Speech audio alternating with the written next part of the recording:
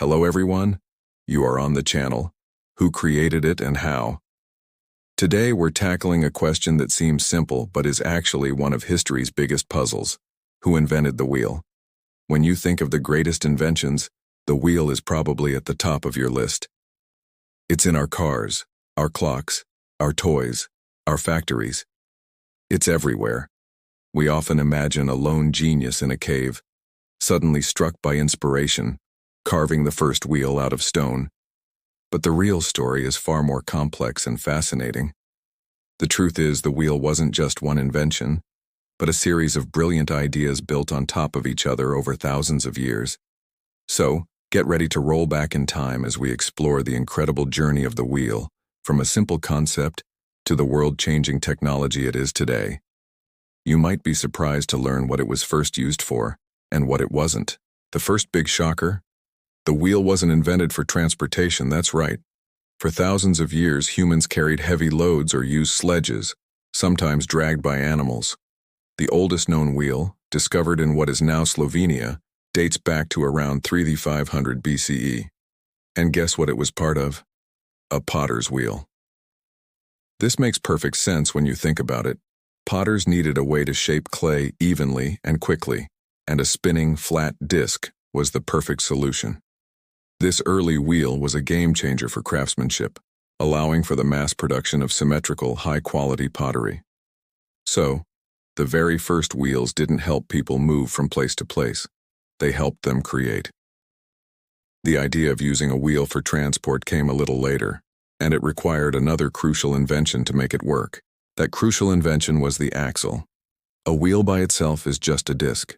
It can roll, but you can't really control it or attach it to anything useful for transport. The true genius moment was combining two wheels with a central rod, the axle, creating a wheel and axle system. This allowed the wheels to rotate together, supporting a platform or cart above them. This combination is what truly revolutionized movement. The earliest evidence for wheeled vehicles comes from around 3500 to 350 BCE in Mesopotamia, Eastern Europe, and the Northern Caucasus. These weren't sleek, speedy chariots just yet. Early wheeled carts were likely heavy and clumsy, made from solid wooden planks fastened together. They were probably used for hauling goods over short distances, maybe on farms or at construction sites. Imagine slow, creaking wooden carts pulled by oxen. Not exactly a sports car, but it was the beginning of something huge. So who were these inventors? The honest answer is we don't know their names. The invention of the wheel and axle wasn't the work of a single person or even a single culture. It seems to have appeared in several places around the same time. This suggests that societies in Mesopotamia and Eastern Europe had reached a similar level of technological and social development. They had agriculture, they had domesticated animals like oxen to pull carts, and they had the woodworking skills needed to build them. It was a case of the right conditions leading to the same brilliant idea in different locations. Instead of one lone inventor, it was more like a collective aha moment across a vast region of the ancient world. It's a powerful reminder that great innovations often come from shared knowledge and necessity. From these humble beginnings, the wheel began to evolve. The solid wooden disc was heavy and required a lot of force to move. The next major leap forward was the invention of the spoked wheel, which appeared around 2000 BCE, likely in the Sintashta culture in modern-day Russia. This was a revolutionary design. By removing large sections of the wood and replacing them with thin, strong spokes connecting the hub to the rim, the wheel became much lighter and faster. This single improvement transformed the wheel from a tool for slow-moving cargo into an instrument of speed and power. The spoked wheel led directly to the development of the war chariot, which became a dominant military technology across the ancient world, from Egypt to China. A lighter wheel meant a faster chariot, giving armies a huge advantage in battle. But the wheel's journey wasn't a straight line of progress everywhere. It's fascinating to note that entire advanced civilizations, like those of the Americas, the Maya, the Aztec, and the Inca, never used the wheel for transport or labor. This is one of history's great mysteries. Archaeologists have found wheeled toys in these regions, so they clearly understood the principle of the wheel. So why didn't they scale it up? There are a few theories. One is the lack of large domesticated animals suitable for pulling carts like horses or oxen. The llama, the largest domestic animal in the Americas, isn't strong enough to pull heavy loads.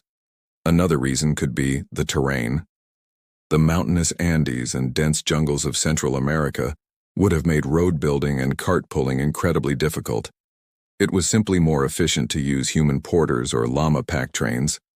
Back in the Old World, the wheel continued its unstoppable roll forward. During the Roman Empire, engineering with wheels reached new heights.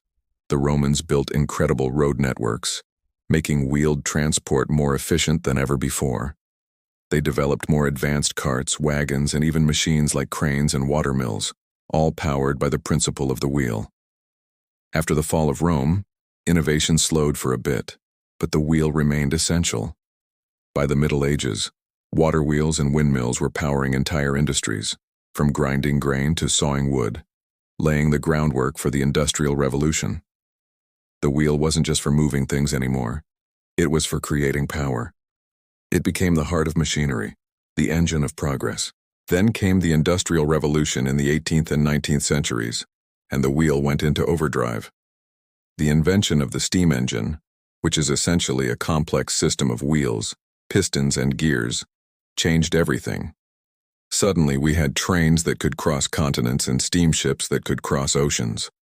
Factories were filled with spinning wheels and gears, mass-producing goods on a scale never seen before. The wheel was at the center of this explosion of technology. Later, the invention of the internal combustion engine and the pneumatic rubber tire in the late 19th century gave us the modern automobile, putting personal, high-speed travel within reach for millions. The wheel was no longer just a tool. It was the foundation of our modern, mobile society. Today, the wheel is so fundamental that we barely even notice it, but its applications are more diverse than ever. Think about it. The tiny gears in your watch, the turbines in a jet engine, the hard drive spinning in a computer, the wheels on the Mars rover exploring another planet. These are all descendants of that first potter's wheel from over 5,000 years ago. Every time you ride a bike, take a bus, or even use an office chair, you're using one of the most ancient and impactful inventions in human history. The story of the wheel is the story of human ingenuity. It shows us that innovation isn't a single event, but a long, continuous process of improvement, adaptation, and building on the ideas of those who came before us. So who invented the wheel? The answer is not one person, but many. It was the anonymous potter who needed a better way to make a bowl. It was the forgotten carpenter who first connected two wheels with an axle. It was the Sintashta craftsman who carved the first spoked wheel. It was the Roman engineer, the medieval miller, the industrial era inventor, and the modern scientist. The wheel was invented and reinvented, time and time again by countless people throughout history. It's a testament to our collective creativity and our endless drive to make things better, to go further, and to move forward. Thank you so much for watching this episode of Who Created It and How. If you enjoyed this journey through history, don't forget to like, subscribe, and hit that notification bell so you don't miss our next exploration. See you next time.